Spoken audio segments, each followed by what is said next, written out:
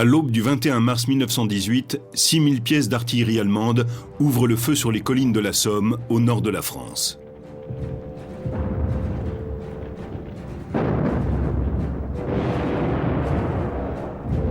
Cette offensive de masse dévaste 64 km sur le front ouest, sous contrôle britannique. C'est le pire bombardement de l'histoire.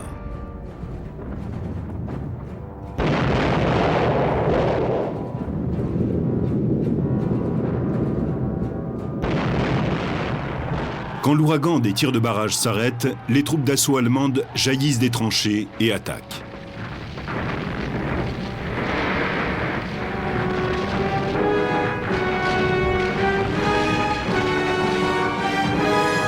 De l'autre côté des barbelés, la défense britannique, surprise et submergée par les bombardements allemands, tente d'atteindre les masques à gaz.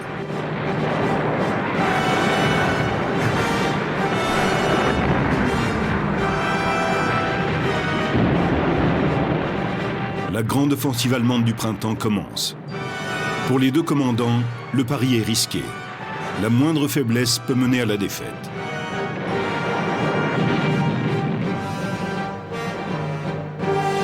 Cette bataille oppose le général allemand Erich Ludendorff et le maréchal Douglas Haig.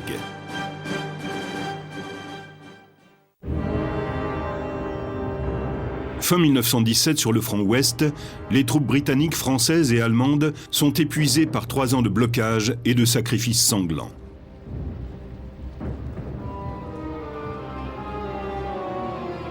Durant cette période, la ligne de tranchées qui va de la mer du Nord à la frontière suisse a peu évolué.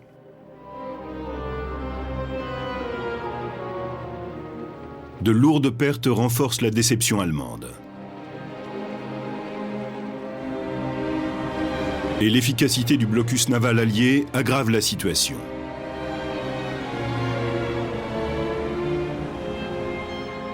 Les stocks de nourriture s'épuisent. Les matières premières aussi.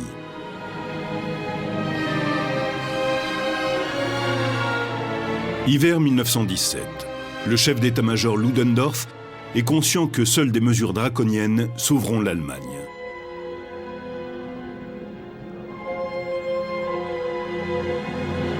Il sait aussi que face aux pertes énormes, le nombre de recrues baisse et le moral des troupes aussi.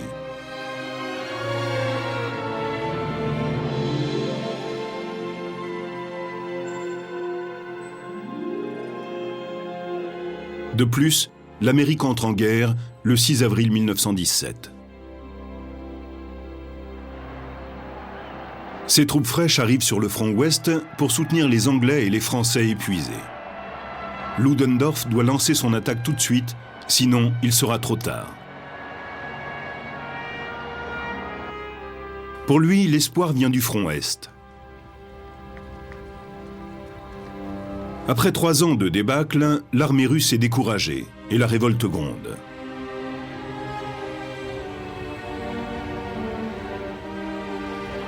L'Allemagne écarte la Russie de la guerre.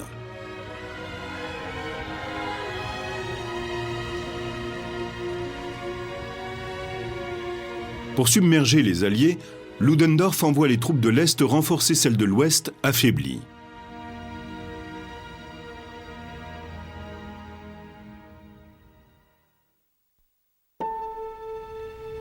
Au début de l'année, les lourdes pertes provoquent de nombreuses mutineries dans l'armée française.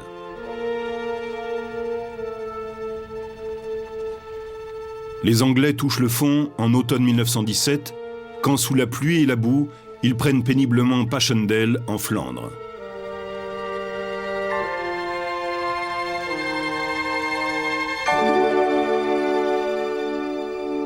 Ils ont perdu 250 000 hommes dans cette longue campagne infructueuse.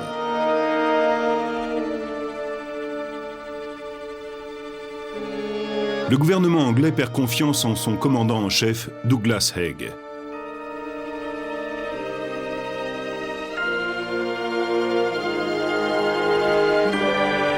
Le Premier ministre David Lloyd George réduit les renforts dont il aurait besoin.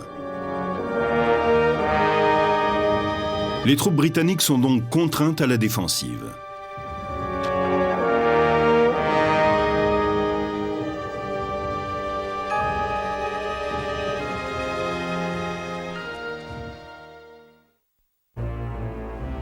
Fin 1917, on sait dans les deux camps que l'année 1918 sera décisive.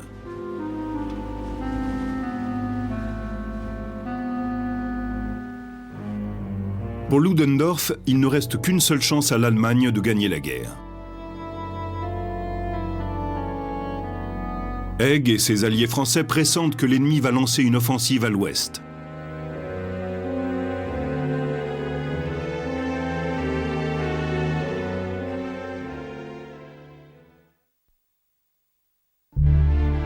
Et les deux armées se préparent à passer un nouvel hiver au front.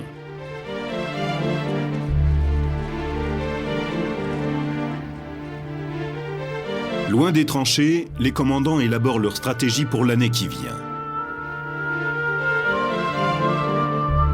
Elles conduiront Ludendorff et Haig à l'affrontement direct. Mais un long chemin les a menés à cet instant crucial de leur vie.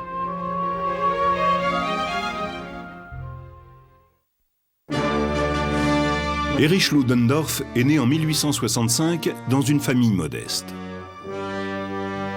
Il a grandi dans l'actuelle campagne polonaise, près de Poznań.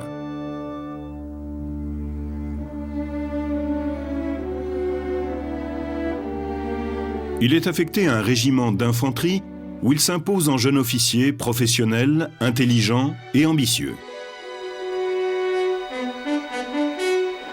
Il se distingue surtout par une détermination et une énergie farouche.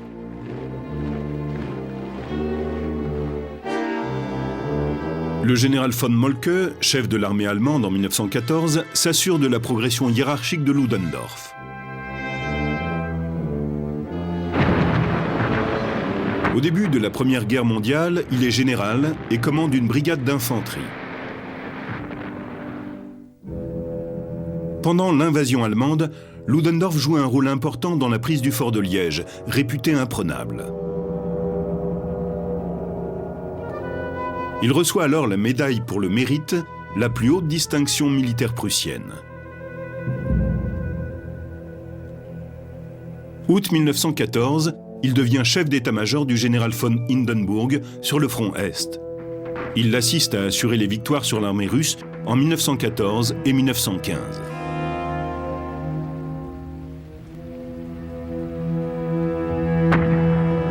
En août 1916, alors que les batailles de Verdun et de la Somme se livrent sur le front ouest, Ludendorff et Hindenburg sont nommés à la tête de l'armée allemande.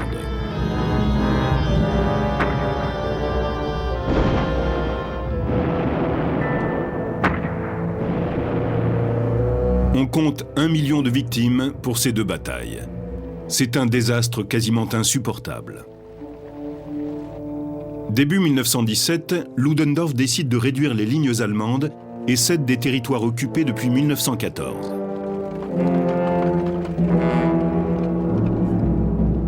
En mars, il fait reculer ses troupes vers la nouvelle ligne de défense d'Hindenburg.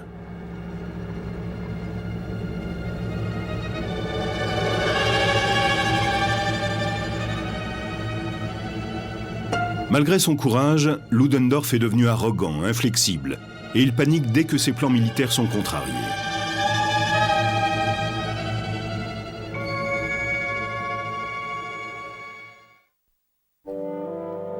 Douglas Haig vient d'un tout autre monde. Né en 1861 dans une riche famille écossaise, il fréquente, dans sa jeunesse, l'aristocratie britannique et la famille royale.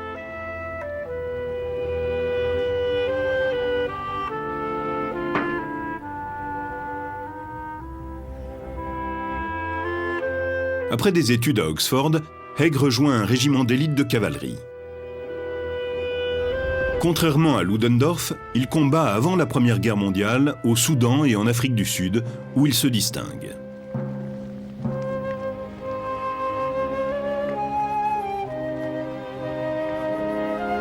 Déjà général en 1914, Haig connaît une ascension fulgurante. En 18 mois, il devient le commandant des armées britanniques du front ouest. Haig a de brillants états de service, mais il est peu communicatif. Austère, énigmatique et distant aussi bien avec ses supérieurs qu'avec ses hommes, il est aussi très pieux et admire Napoléon Bonaparte.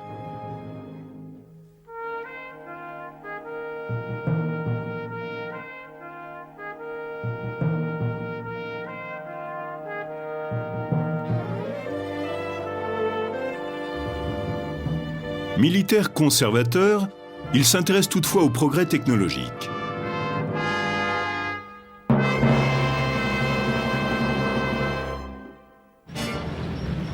L'invention du char l'enthousiasme, ainsi que les nouvelles techniques qui améliorent les tirs d'artillerie.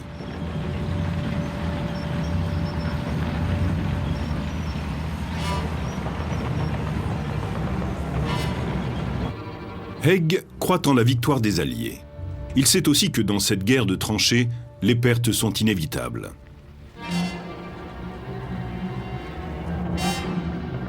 Les politiciens britanniques condamnent les pertes humaines qu'il a subies, notamment à Passchendaele.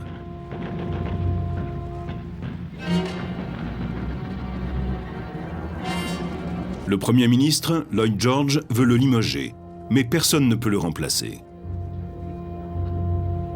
Haig est placé sous une pression maximum.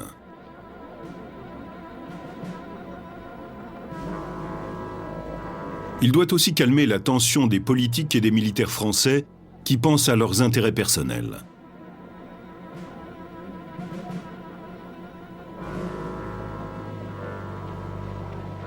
Début 1918, Haig et Ludendorff se préparent au conflit. Chacun sait que cette bataille aura des répercussions décisives sur sa réputation et sur l'issue de la guerre.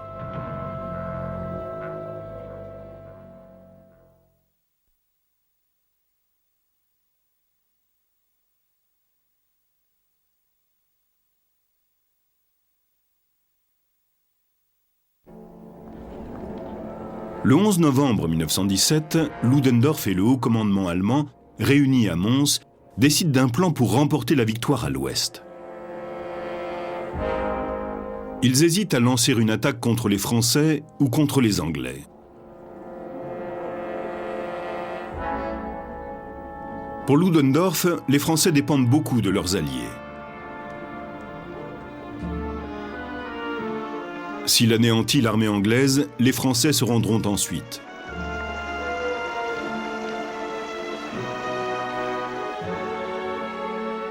Ludendorff pense qu'en regroupant ses troupes à l'ouest, il pourra attaquer les Anglais et les chasser du pays.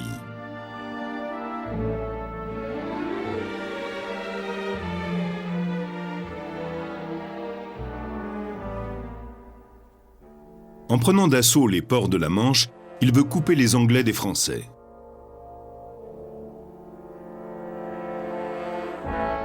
L'arrivée massive des troupes américaines le contraint à frapper rapidement. La Russie est son atout majeur.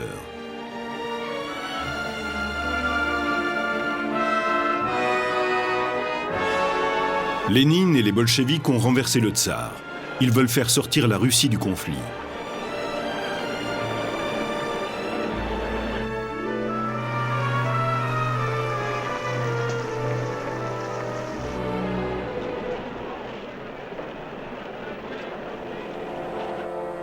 En décembre 1917, il demande la paix.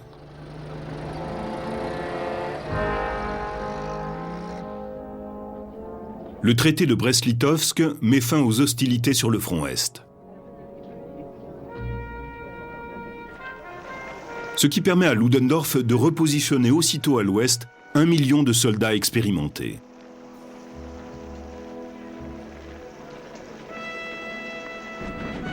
Rapidement, il opère le transfert de ses troupes positionnées à l'Est.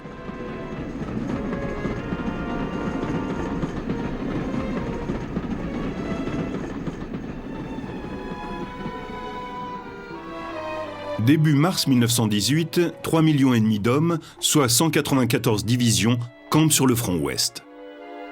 67 d'entre elles se trouvent entre Arras et Saint-Quentin. Elles sont 3 fois plus nombreuses que les divisions anglaises.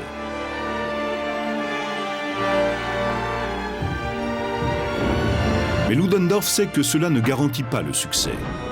Les offensives antérieures ont été protégées par des bombardements intensifs, destinés à détruire les défenses ennemies.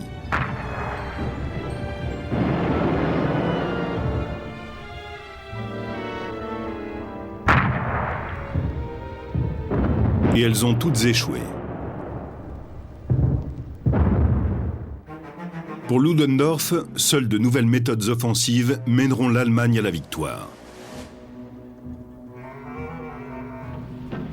Il croit que ces soldats spécialement entraînés, ou troupes d'assaut, pourraient être la solution.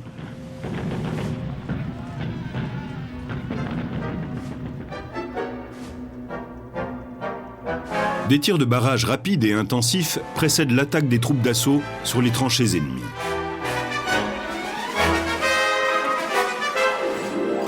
L'objectif est de dépasser les poches de résistance pour surprendre les lignes arrières.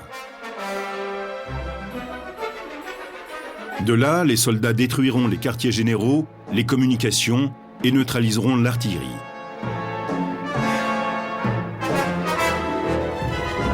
Ces troupes d'assaut seront soutenues par des unités spéciales d'artillerie de campagne. Elles seront suivies par des unités de bataille formées de fantassins, de mitrailleurs, d'équipes de mortiers de tranchées, d'ingénieurs, d'artilleurs et de porteurs de munitions.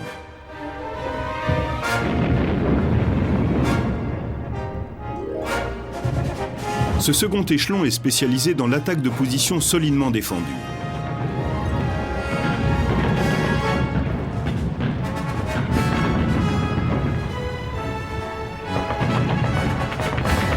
Elles repousseront aussi les contre-attaques.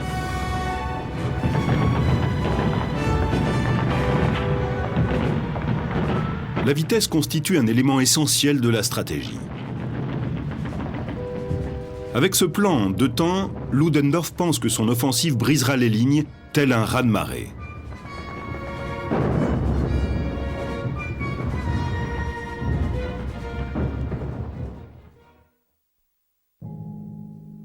Dans le camp adverse, Haig et son état-major attaquent l'année avec moins d'optimisme. Compte tenu de la fatigue de leurs troupes, Haig et ses alliés doivent tenir jusqu'à ce que les Américains inversent le cours de la guerre.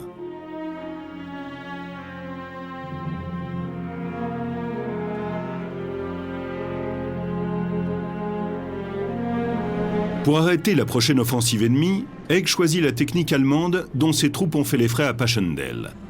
Un nouveau système de défense en profondeur.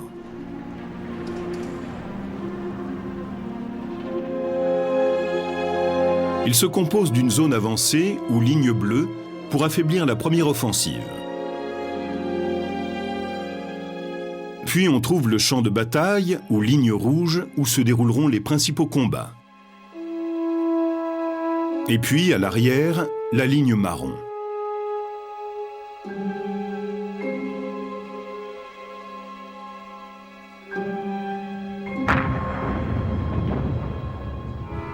L'artillerie britannique, les mitrailleuses lourdes et l'infanterie en contre-attaque sur la ligne marron arrêteront les attaques qui y parviendront.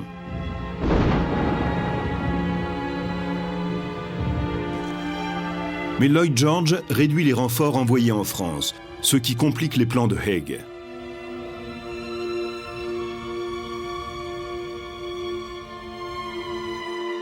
De plus, les Britanniques ont été forcés d'occuper 24 km français supplémentaires.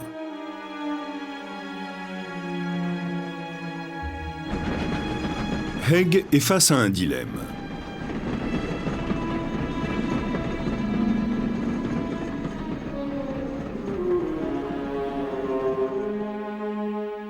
Il doit décider d'affaiblir ou non ses défenses par endroits pour parer à l'extension du front.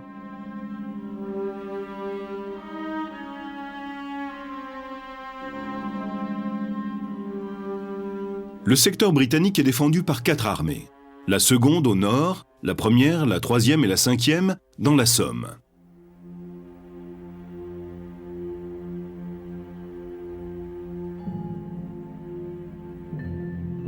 Le général Goss, à la tête de la 5e armée, est chargé de l'extension du front. Mais Haig lui fournit peu de renforts. Dans une course contre la montre, la 5e armée se débrouille pour construire ses défenses.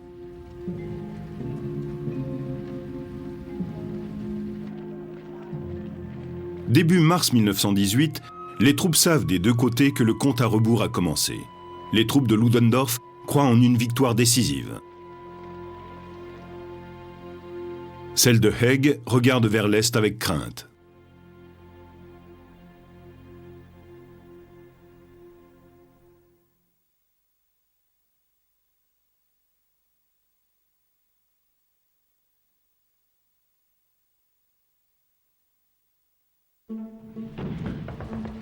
Pour les Allemands, c'est le dernier entraînement avant l'offensive de mars 1918. Ils sont sûrs que la situation va se débloquer. Un homme écrit « Tous les soldats du front ouest pensent que la paix est à leur portée ».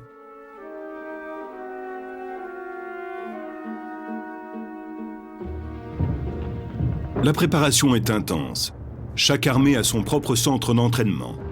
Toutes les divisions d'infanterie reçoivent une formation sur les techniques d'infiltration.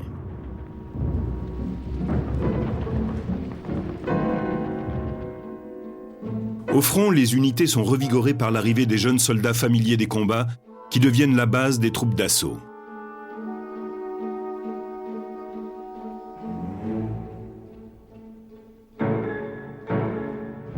La surprise et la vitesse sont leurs tactiques essentielles.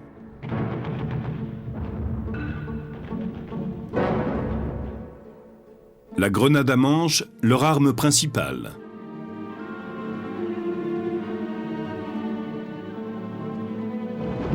Ainsi que le lance-flammes, la mitrailleuse et le mortier.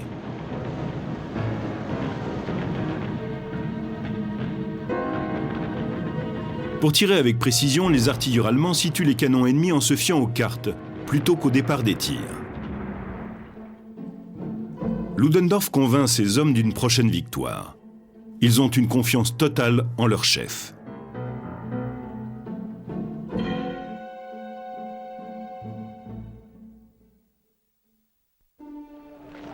En face, l'armée de Haig se remet du découragement qui l'affecte depuis Passchendaele. L'expérience de 1917 a rendu les soldats britanniques fatalistes. La bonne entente a disparu.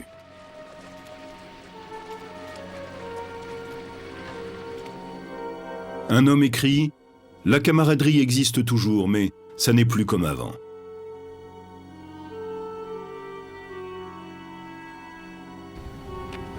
Les hommes répugnent au travail épuisant et interminable qu'est le creusement des tranchées.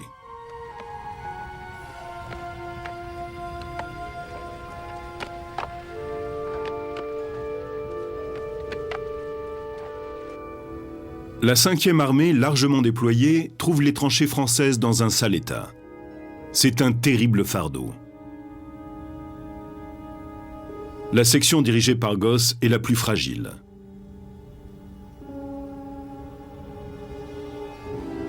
Les Anglais auraient besoin de se reposer avant d'aller au front, mais ils préfèrent rester en alerte pour ne pas être surpris par les attaques allemandes.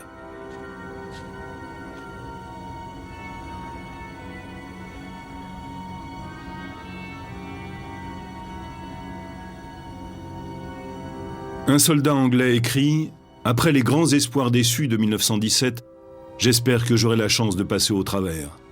On n'en parle pas, mais presque tout le monde pense la même chose. » Haig, au contraire, assume sa lourde responsabilité et met sa confiance en Dieu.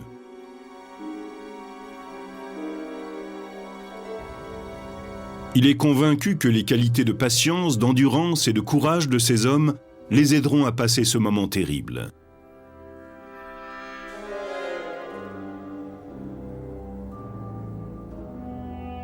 Mars arrive. Dans les deux camps, les hommes sentent que la tempête va se déchaîner.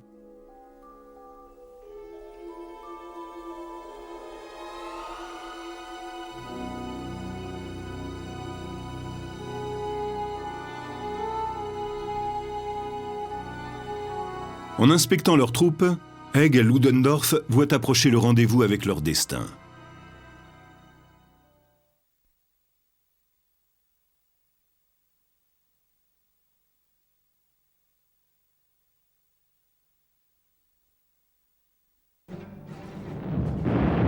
Le 21 mars, vers 4 heures du matin, Ludendorff attaque.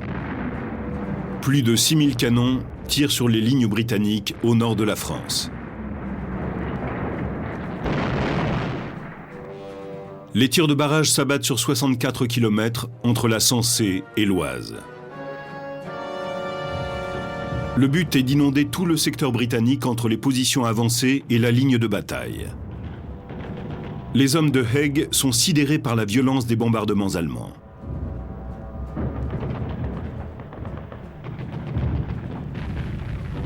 Un gaz est mélangé aux explosifs. Ils tentent de mettre leur masque à gaz et d'apercevoir le champ de bataille à travers le nuage opaque qui les enveloppe.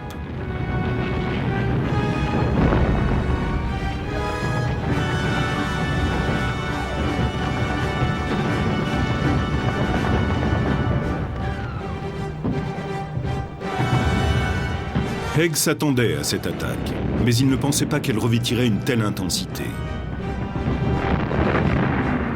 Pendant ce temps, les troupes d'assaut de Ludendorff ont coupé leurs barbelés défensifs pour l'attaque finale. À 8h40 du matin, la première vague déferle.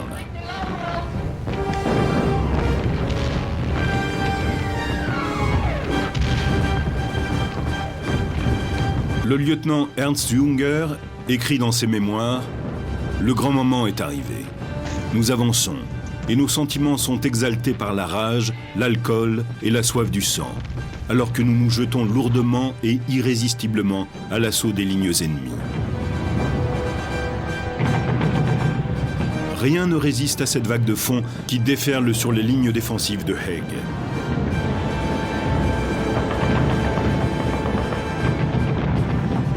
Les tirs de barrage allemands progressent de 100 mètres toutes les 2 à 3 minutes, protégeant l'avance des hommes.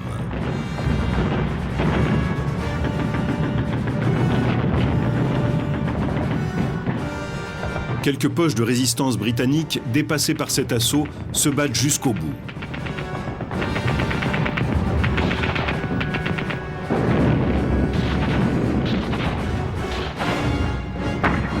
L'artillerie britannique riposte jusqu'à ce qu'elle soit débordée ou contrainte au retrait face à l'avance allemande.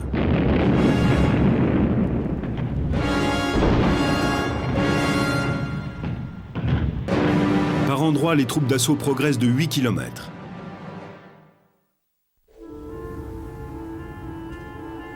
Le 21 mars est le jour le plus sanglant de la Première Guerre mondiale, avec 80 000 morts dans chaque camp.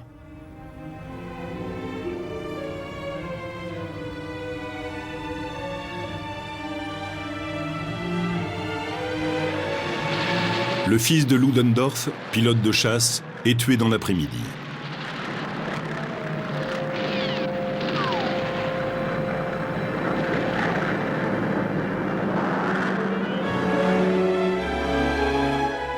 Ce coup dur affecte profondément Ludendorff. Mais cela ne l'empêche pas de diriger les combats.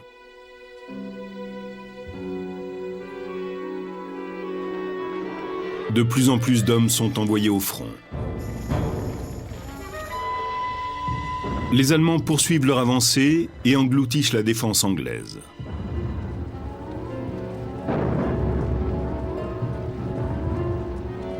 Au troisième jour, les Anglais ont dû reculer de 24 km.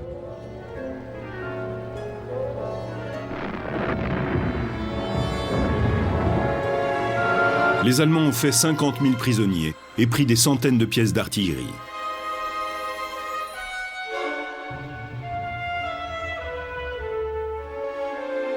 Les 2e, 17e et 18e armées allemandes triomphent.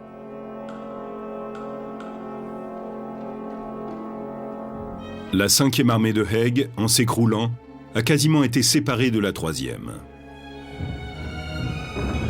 La 18e armée de Ludendorff ouvre une sérieuse brèche dans les lignes anglaises.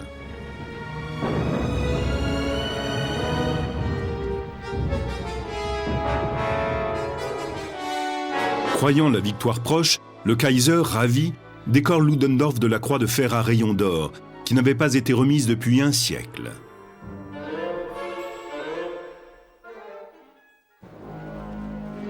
Haig, au bord du gouffre, envoie des renforts du secteur nord sur ses lignes.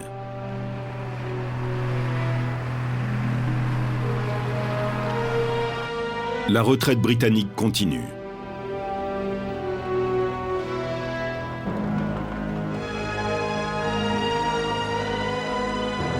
Poursuivant leurs attaques, les Allemands menacent les centres de communication d'Amiens.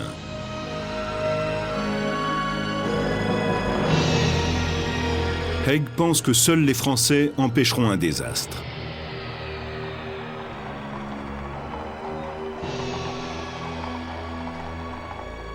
Le 26 mars, il rencontre donc ses homologues français.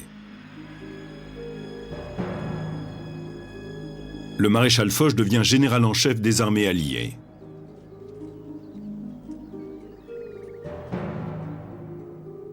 L'autorité de Foch est limitée, mais sa nomination met fin à une dangereuse indépendance des commandants de chaque nation et assure une meilleure collaboration.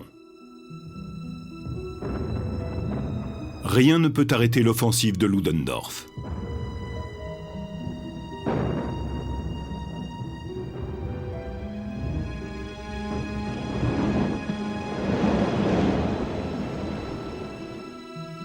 En moins d'une semaine, les Allemands effectuent une percée de 64 km en territoire anglais. Haig semble battu. Ludendorff, lui, est proche de la victoire. Mais le vent est en train de tourner.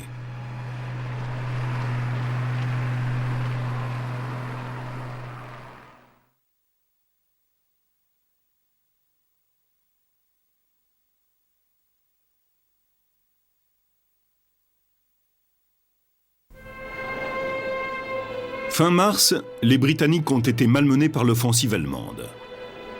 Mais Ludendorff n'a pas atteint son objectif, la percée complète des lignes anglaises.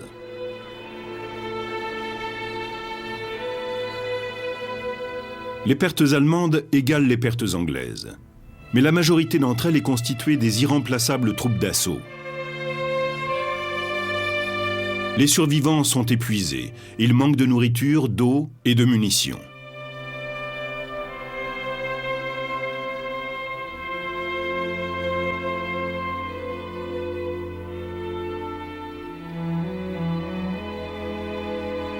L'épuisement, leur principal ennemi, leur impose dans certaines zones une tactique défensive.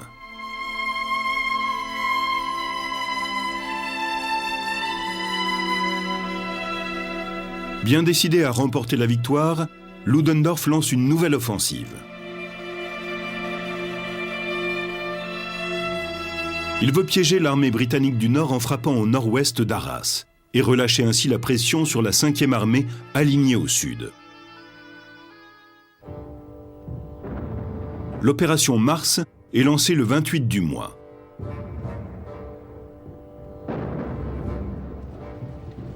Les troupes de Haig sont prêtes et fauchent l'ennemi à mesure qu'il s'avance. Les pertes sont lourdes.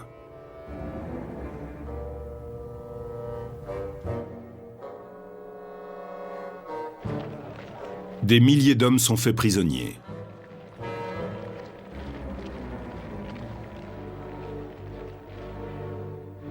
Ludendorff veut toujours écraser les Anglais. Il lance une nouvelle attaque, cette fois au nord des lignes britanniques.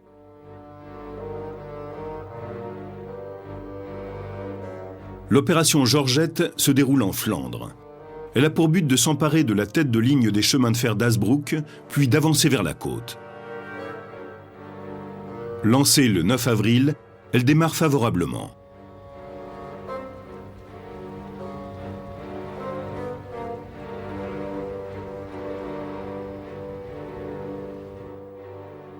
Mais Haig est un têtu.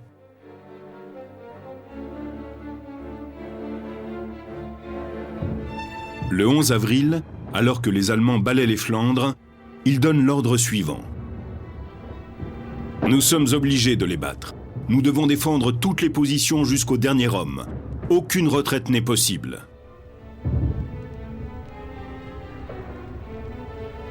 Dos au mur, nous devons défendre notre cause, et chacun doit se battre jusqu'au bout. Exaltés par ce message, les troupes anglaises ralentissent et finalement stoppent l'attaque ennemie. Déçu, Ludendorff poursuit son attaque au sud. Le 24 avril, ses troupes arrivent à Villiers-Bretonneux, à environ 16 km d'Amiens. Cette attaque marque une première dans l'histoire de la guerre.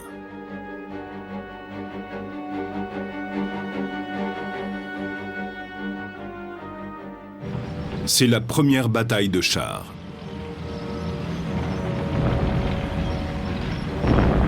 Les chars britanniques Mark IV contre l'un des rares A7V allemands.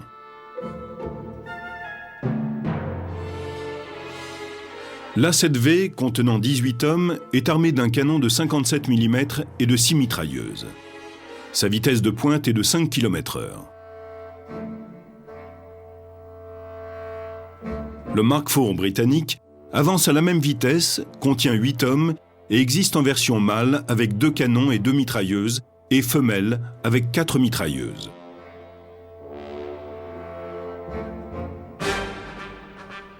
À la lisière de Bois-l'Abbé, à 2 km au sud-ouest de Villiers-Bretonneux, stationne une section de chars Mark IV, un mâle et 2 femelles.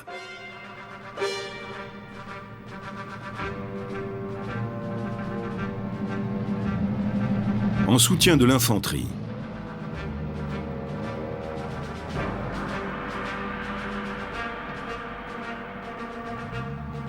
Soudain, un A7V apparaît.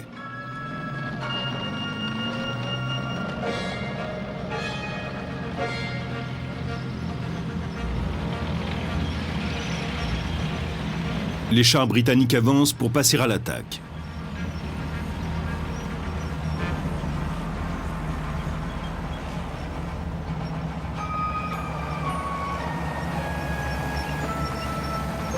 Le lieutenant Mitchell, commandant de section, est dans le Mark IV mâle. Il tire sur l'A7V mais le rate.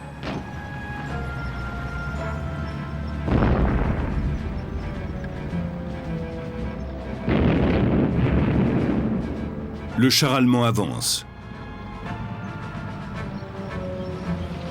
Les Anglais aussi. Puis ils s'arrêtent, tirent et touchent les 2 femelles qui reculent.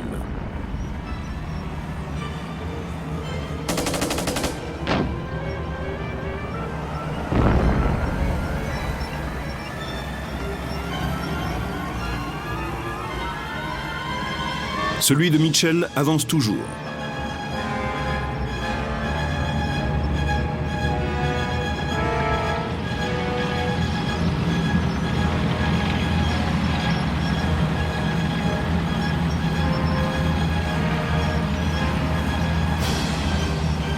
Il ne cesse pas de tirer sur le char allemand.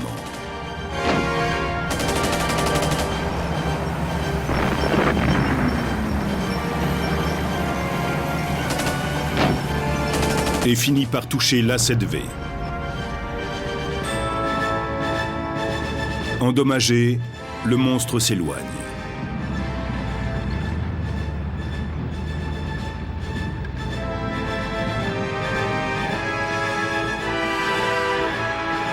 C'est la fin du premier combat de chars de l'histoire.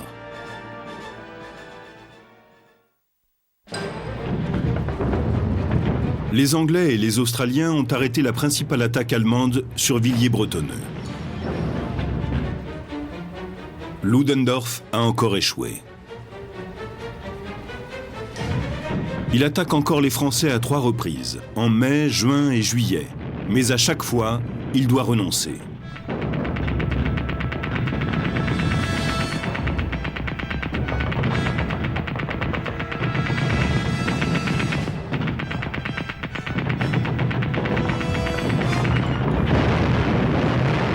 Les Américains arrivent en France et rejoignent les Alliés pour repousser les Allemands.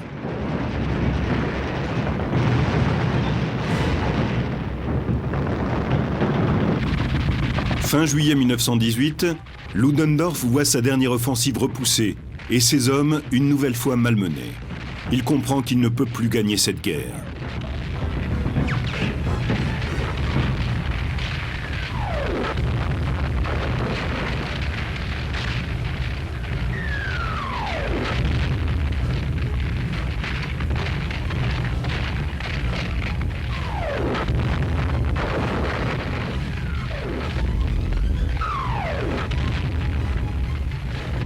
Haig, Foch et les Alliés prennent l'offensive. En août, les Britanniques, les Français et les Américains lancent une série d'attaques qui cassent la défense allemande.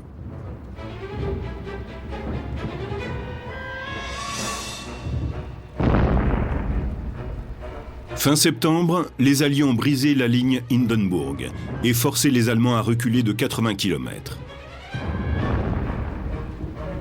Les troupes de Ludendorff sont épuisées et incapables de mener une défense efficace. À ce moment-là, près d'1 million d'Allemands ont été tués, blessés ou capturés.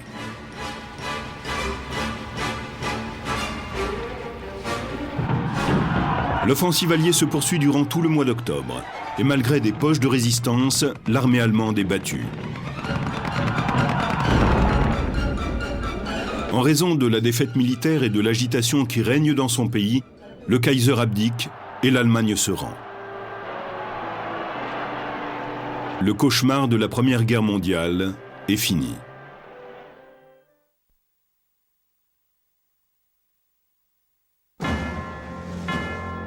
Après cet échec, Ludendorff reste un homme brisé.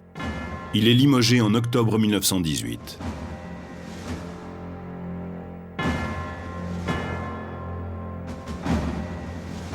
Tombé en disgrâce, Ludendorff va soutenir un ancien caporal, Adolf Hitler. Il pense que les aspirations nationalistes de celui-ci sont la seule solution pour que l'Allemagne retrouve son honneur. En novembre 1923, il participe au putsch avorté de Munich. Jugé pour haute trahison, il sera acquitté.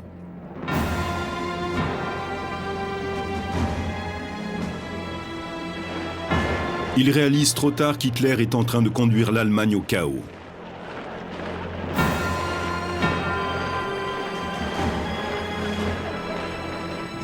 Ludendorff meurt en 1937, inquiet pour l'avenir de son pays.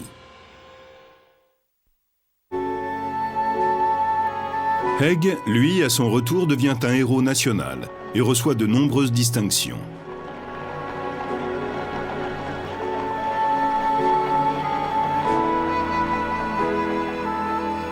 Au cours de ces dernières années, il se consacre aux vétérans qui ont combattu avec lui.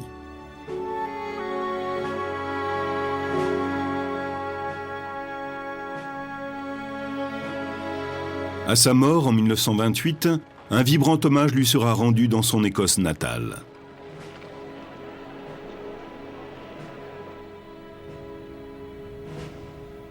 Pourtant, à la fin de sa vie, Haig est devenu un personnage controversé.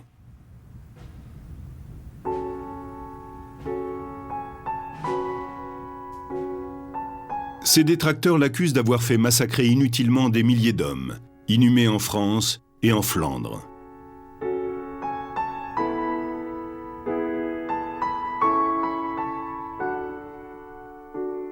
Pourtant, en mars 1918, il en avait fini avec la pire épreuve de sa vie.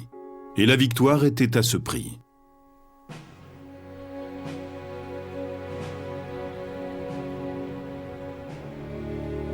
Ludendorff, n'ayant pas réussi une percée décisive, était obligé de continuer son offensive.